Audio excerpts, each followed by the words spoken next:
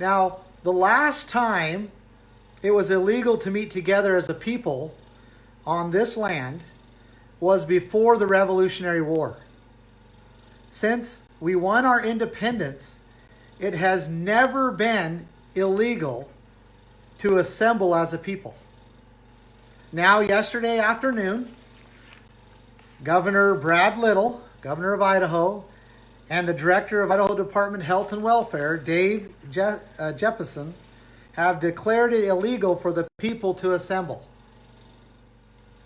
So it does not matter whether what is most safe or not, or whether what is good or not. It really does not matter, because in this case, the government does not have the right to do what they're doing. They do not have a right to restrict you from going to church, worshiping. They do not have a right to restrict you from having your, being together as a family, or having meetings, or, many of the other things, grieving them, or whatever else it is. They do not have that right. And I want perspective.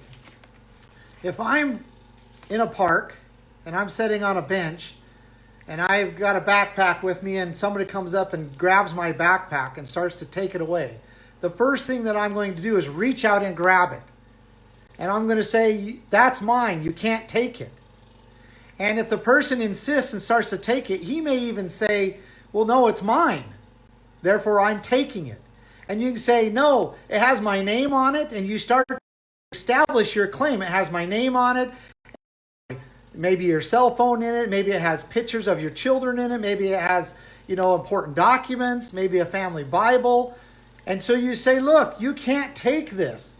Now, a good person, good people, would let go of the backpack and say, yeah, you're right. I see your name on it. I see that it's yours. It has your stuff in it.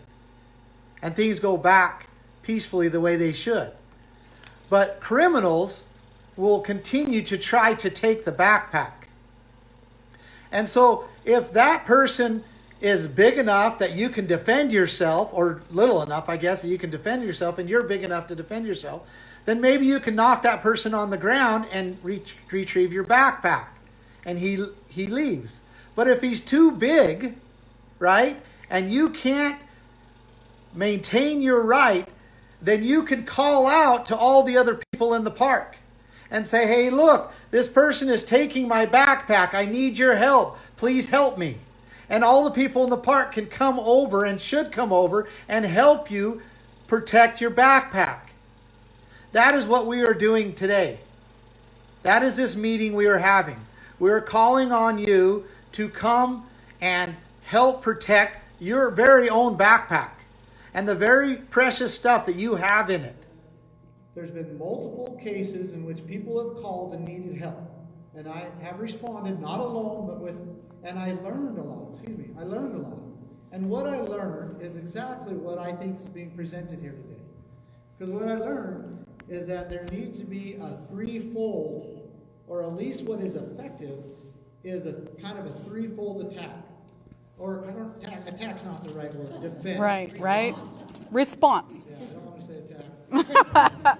Defensive maneuver. Okay, defense. And that is illegal, okay?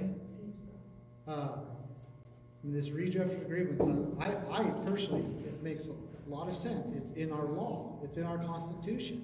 I think we should use those mechanisms, right? Those tools. Yes. That's not always. They're also, if someone is arrested, it's not always a bad thing, because now you have standing in the court, where before you don't.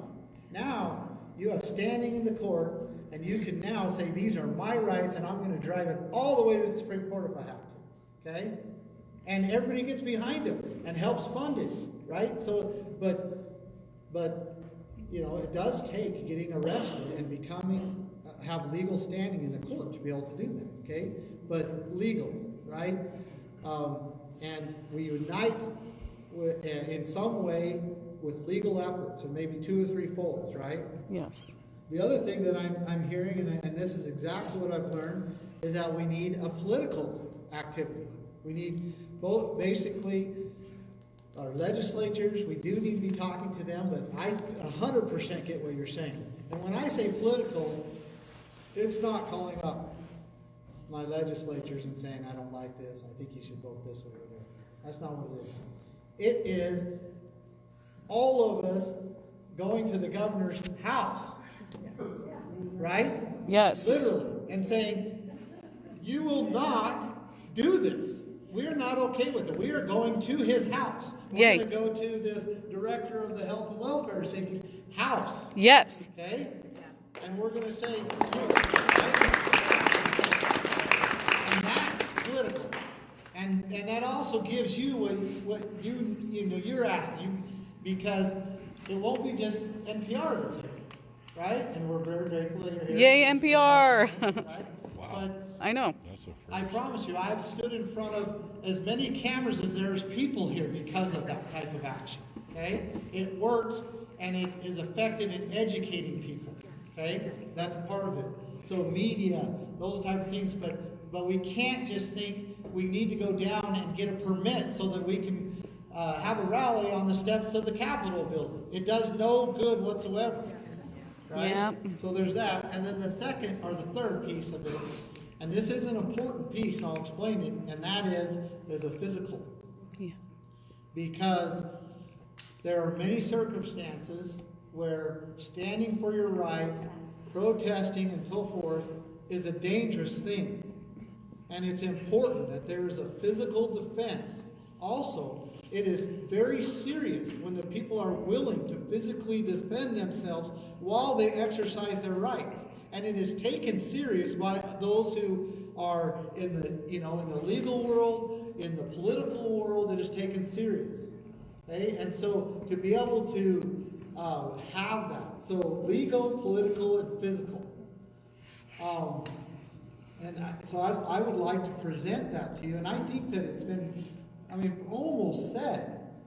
That's why I was almost amazed at what was said, how it was almost said already. And so that has been my experience that has really worked. And I've seen it work in many different cases, all the way from the county, all the way to the federal government. And when you use those things and unite in those things, it's pretty powerful. Because when someone decides that they're going to leave their business open, right? And then the authorities, if you will, come and try to disparage that right, then that's when the legal, physical, and political teams surround them and protect them. Yes. Okay, that's what you were explaining, that you don't want to feel like you're alone. And so these aren't just for no reason. They're so to protect individuals' rights who are willing to say no, or willing to just continue to live their life, right? So if you decide to keep your business open, then I'm not saying you're committing to that, but I will be there. Me too. Right? And I will bring, as many people as I can.